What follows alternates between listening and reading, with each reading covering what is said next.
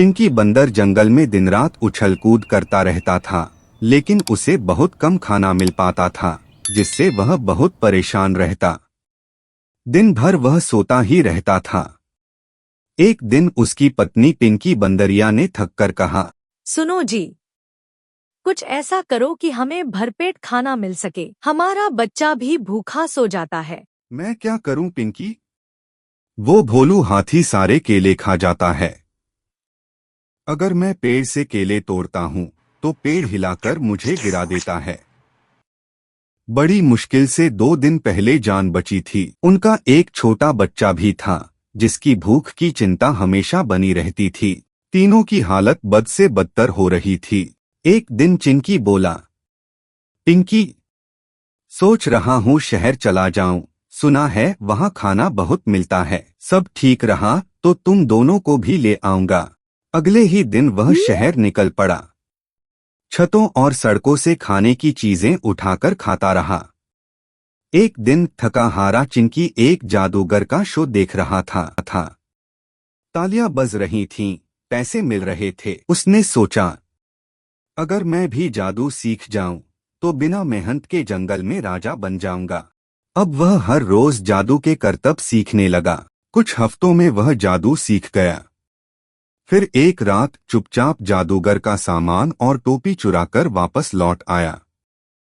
पिंकी, अब देखो मेरा कमाल। टोपी और कपड़े मेरे हिसाब से बना दो। अब कभी भूखे नहीं रहेंगे। अगले दिन जंगल में शो लगा। चिंकी मंच पर आया, हाथ में डंडा, और बोला, भोलू हाथी, अपने केले रखो, मैं जादू से आधे गायब कर दूंगा। भोलू ने केले रखे।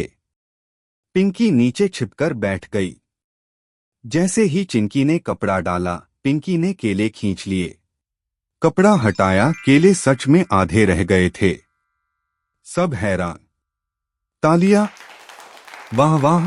चिंकी बोला, अगर खाना बचाना है तो रोज मुझे आधा खाना दे दिया करो। डरे जानवर रोज खाना देने लगे। चिंकी पिंकी मजे में थे, पर बाकी जानवर दुखी। तभी शहर से सर्कस वाला मिट्ठू तोता आया। ये जादू नहीं, धोखा है। हमारे सर्कस में भी जादू होता है, पर कोई खाना गायब नहीं होता, बस छुपाया जाता है। अगले दिन सब जानवर चिंकी से फिर से जादू दिखाने को कहने लगे। चलो फिर से मेरे केले गायब करके दिखाओ।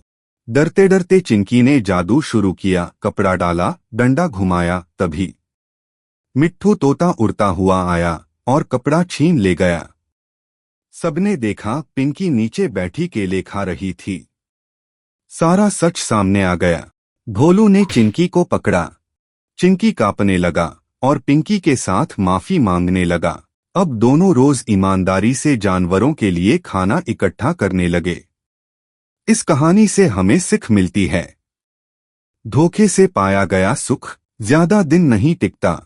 ईमानदारी से ही सच्ची खुशी मिलती है।